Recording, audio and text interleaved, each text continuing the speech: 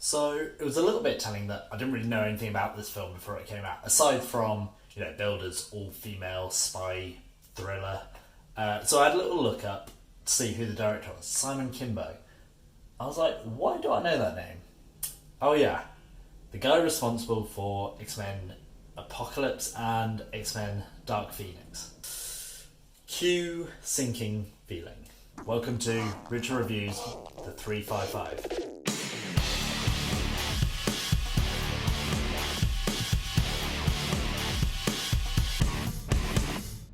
Now, from the start, there were actually quite a few things I liked about this film.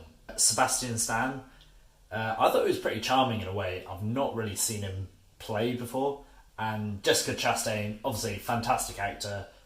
She's really doing the best she can to sell this. The score at times is also pretty good. I did notice some really nice sort of music flares throughout, especially some electronic vibe when all the action's really kicking off. And it all adds to a pretty interesting package. Then you've got overall pretty good pacing, some good jet-setting adventure, and that's kind of about it. This is a pretty standard action film you've definitely seen a million times before, and to use a favourite line of mine, you've definitely seen it done a million times better before. The short of the plot is that you've got all these different agents running around from different spy agencies. They're basically trying to stop the bad guy from getting this mysterious computer drive that lets the bad guys take control of all technology and lets the bad guys do bad guy things. Now, maybe this isn't something that will bother a lot of people, but this was one thing that really bothered me. The amount of nonsense that they're spouting about this drive and stopping it getting into the wrong hands and all the things this tech can do just really drove me crazy, which is particularly bad because that is what this whole plot is about, is seeing the capabilities of what this can do and trying to stop it. The thing is, they're just making up the rules kind of along the way as to what this technology can do, all for the convenience of the plot, and it just basically screams lazy script writing. So what they'll tend to do is create a sort of nonsensical tech issue, which creates a problem for these characters to face. And then just as quickly as they've made up this issue for the characters, they'll just devise some solution just by making up something else that the drive can do or some other technology rubbish. By the end, I really just found it a little bit mind-numbing. One really good example of this is they're tracking this electronic signature of this drive.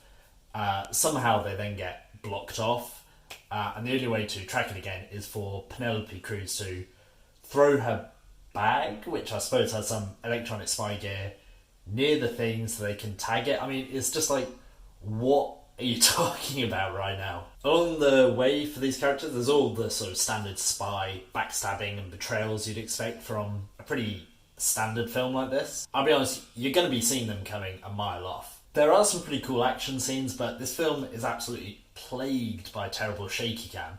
Think sort of early Jason Bourne films where the camera is moving around so much that you can't even focus on what's happening. It really feels like the recent action films like John Wick, which have really moved away from the shaky cam to let you see the action, just haven't happened at all. And sadly, this wonky camera sort of choice is sadly used to, I suppose, hide some of the pretty poor choreography that unfortunately Jessica Chastain gets into with some of these fights. I did find it a little bit ridiculous how often these highly trained spies are pulling out guns in public places. It's a little bit like that scene in John Wick 2 where you got Keanu going down one side of a really busy train station and Common going down the other side, and they're just taking pot shots at each other and no one in this crowded corridor is even noticing. You've got a very similar scene in 355 where these spies are all running around this fish market, with guns out, and absolutely no one seems to blink an eye for ages. I will say I've realised how much I'm comparing this to